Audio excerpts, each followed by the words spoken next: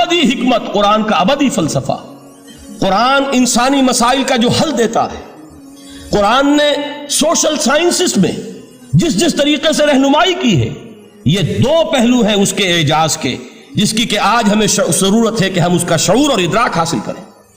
اس کے ضمن میں خاص طور پر علامہ اقبال کا نام لینا چاہتا ہوں۔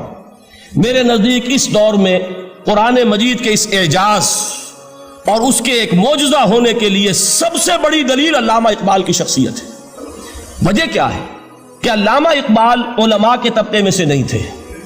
ظاہر بات ہے کہ جن کا پورا جو ہے جن کی زندگی گزرتی ہو قال اللہ قال الرسول میں، ان کے دلوں میں عظمت قرآن کی، ان کے دلوں میں حضور کی محبت، یہ تو سمجھیے کہ ہونی ہی چاہیے، ان کے شب و روز اسی میں گزرتے ہیں۔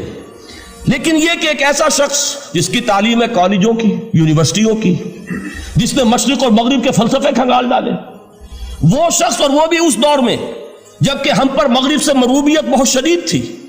آج تو وہ مروبیت بہت کم ہو چکی ہے۔ آج تو ہمارا عام نوجوان جو ہے وہ آنکھوں میں آنکھیں ڈال کر بات کرتا ہے، اس میں خود اعتمادی ہے۔ ہمارا بھی اپنا ایک معاشی نظام ہے، ہمارا اپنا ایک سیاسی نظام ہے، ہمارا ایک اپنا سماجی نظام ہے، ہماری اپنی سوشل ویلیوز ہیں۔ آج کا نوجوان الحمدللہ احیاء اسلام کی وہ جد و جہد جو ہے وہ مرحلہ در مرحلہ بہرحال آگے بڑھ رہی ہے۔ وقت لگے گا، لیکن یہ کہ اس میں یقیناً ترقی ہوئی ہے۔ اسی کا مظہر یہ ہے کہ خود اعتمادی ہے۔ We have confidence۔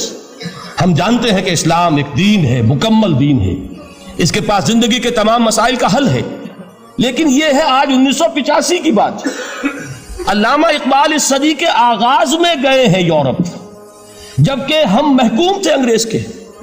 ایک حاکم قوم کے ہاں جا کر، اس سے مروبیت کتنی شدید اس وقت تھی، جو جاتا تھا اکثر و بیشتر جو ہے واپس آتا تھا تو کھڑے ہو کر پیشاب کرنا ضروری سمجھتا تھا، اس لیے کہ اس نے وہاں پر لوگوں کو یہی کرتے دیکھا۔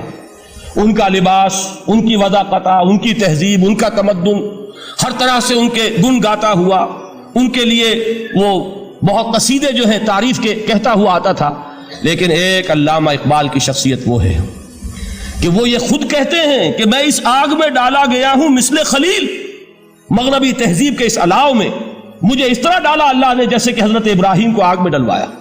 میں اس تہذیب کے اس الاؤ کے اندر سے ہو کر آ رہا ہوں، اور میں نے یہ دیکھ لیا ہے کہ یہ تہذیب کھوکھلی ہے، اس کے اندر کوئی پائیداری نہیں ہے، نظر کو خیرہ کرتی ہے تب چمک تہذیب حاضر کی، یہ صناعی مگر جھوٹے نگوں کی ریزہ کاری ہے، اور دیار مغرب کے رہنے والوں خدا کی بستی دکان نہیں ہے، کھڑا جسے تم سمجھ رہے ہو وہ اب ذرے کا معیار ہوگا، تمہاری تہذیب اپنے خنجر سے آپ ہی خودکشی کرے گی، جو شاخ نازک پہ آشیانہ بنے گا ناپائیدار ہوگا۔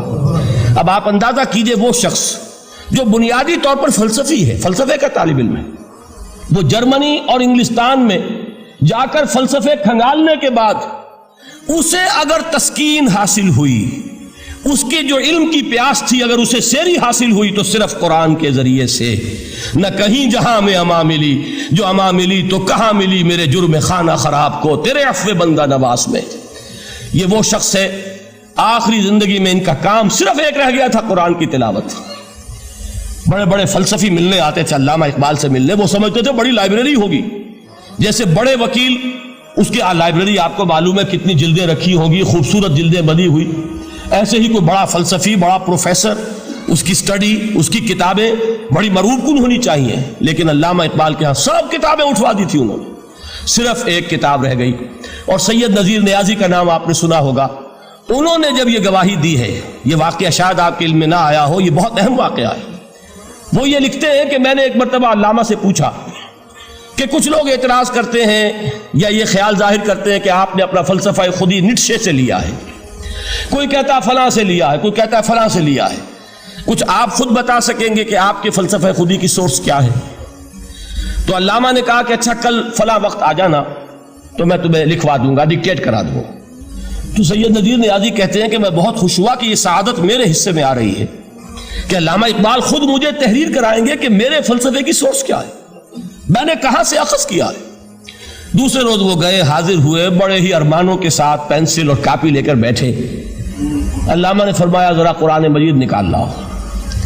تو قرآن مجید لائے، حیران ہوئے، یہ فلسفے کا سورس مجھے ڈکٹیٹ کرانے چلے تھے، یہ قرآن مجید کہہ رہے۔